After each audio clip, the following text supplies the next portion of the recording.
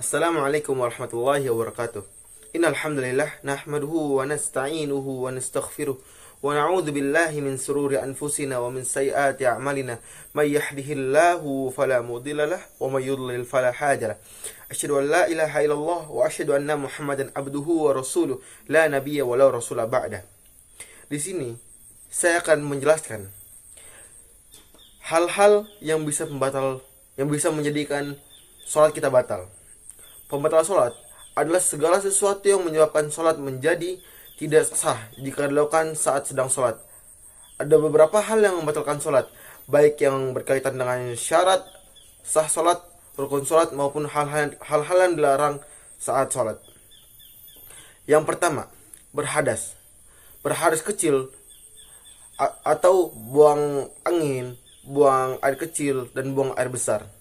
Dan kedua, berhadas besar, keluarnya mani, haid, atau nifas. Yang kedua, pembatal sholat adalah najis. Terkena najis pada badan atau baju saat sholat itu akan membuat kita batal sholat. Yang ketiga, terbukanya aurat. Maksudnya gimana sih kak terbukanya aurat? Terbukanya aurat bagian tubuh yang wajib ditutupi saat sholat, maupun disengaja atau tidak. Yang keempat, berbicara dengan sengaja, meskipun hanya satu atau dua kata dengan bahasa selain bacaan sholat, maka itu akan membuat sholat kita batal. Yang kelima, makan dan minum. Makan dan minum dengan sengaja saat sholat itu akan membuat sholat kita batal. Yang keenam, bergerak banyak. Melakukan gerakan yang banyak dan berturut-turut, baik disengaja ataupun tidak, yang bukan bagian dari gerakan sholat, itu akan membuat sholat kita batal. Yang kelima, tertawa sampai terbahak-bahak. Tertawa sampai terbahak-bahak juga membuat kita batal sholat, sebagaimana yang sering dilakukan orang-orang, yaitu bercanda saat sholat, seperti menyenggol atau membuat temannya tertawa. Itu sudah membuat orang tersebut batal. Dan yang kedelapan, murtad.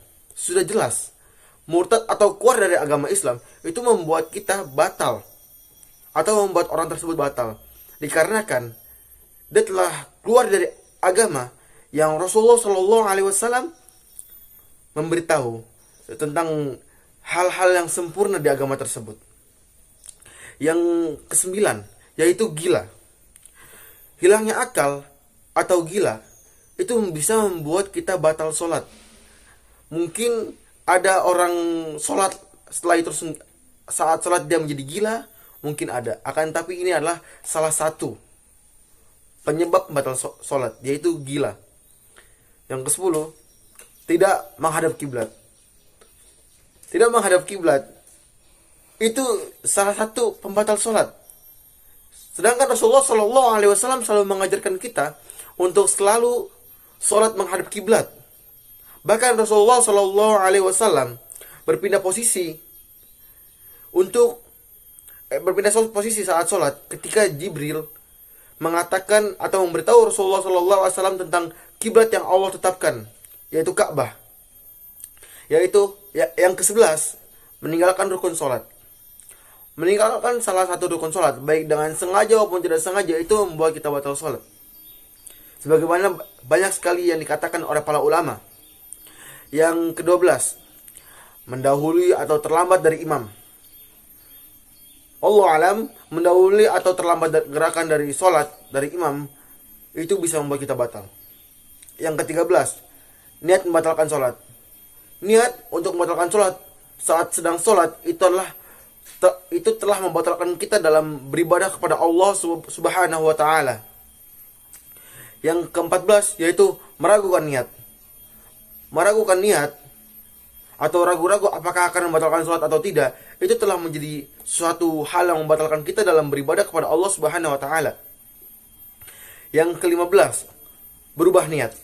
Berubah niat sholat, misalnya dari sholat fardu menjadi sholat sunnah, atau sebaliknya, itu telah membatalkan kita kepada dari sholat. Karena beda sholat fardu dengan sholat sunnah.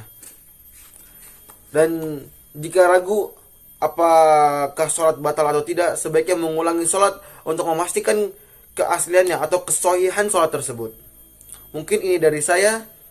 Bagus. Wassalamualaikum warahmatullahi wabarakatuh.